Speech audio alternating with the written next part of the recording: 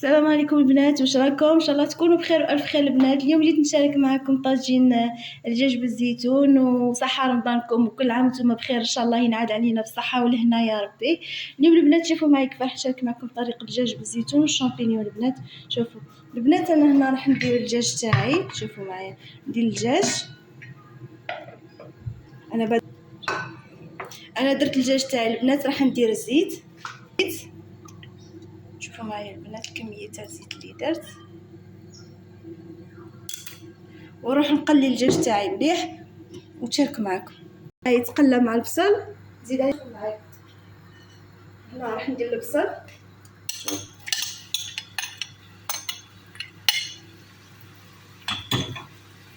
نخلي الدجاج تاعي يتقلى مليح البنات، عاد ندير التوابل. شوفوا معايا، نخلي الدجاج تاعي يتقلى وندير التوابل. فلفل اسود، عندي كركم، عندي زنجبيل البنات،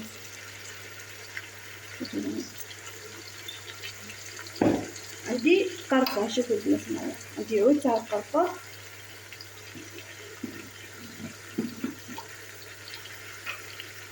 عندي الملح البنات. شوف نقلي بها التوابل. شوف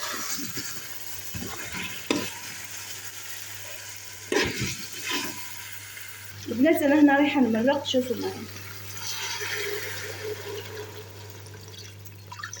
مرقت بالماء السخون البنات، ونغلق الكوكوطه تاعي. شوف هنا البنات، بعد ما يطيب اللحم تاعي نحب نحيه نحمرو في الكوشه وندير الزيتون والشامبينيون تاعي. نوريكم الطريقه تاعي كيفاش راح ندير الزيتون والشامبينيون البنات. هنا بعد ما طاب الدجاج تاعي البنات راح ندير الشامبينيون والزيتون.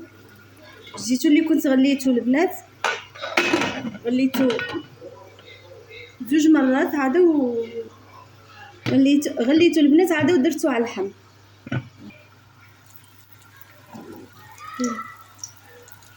هنا البنات نبدا نقلي في البوراك تاعي. شوفوا معايا البنات،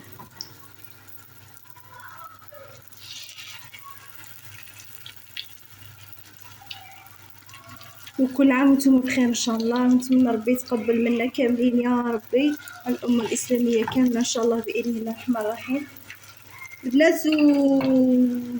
الفيديو القادم ان شاء الله نشارك معكم طريقه البوراك، كيف ندير البوراك تاعي. وان شاء الله تعجبكم قناتي البنات. دعموني وديروا لي ابوني، ديروا لي جيم البنات، كومونتي، وان شاء الله نشارك معكم بزاف وصفات. وشكرا.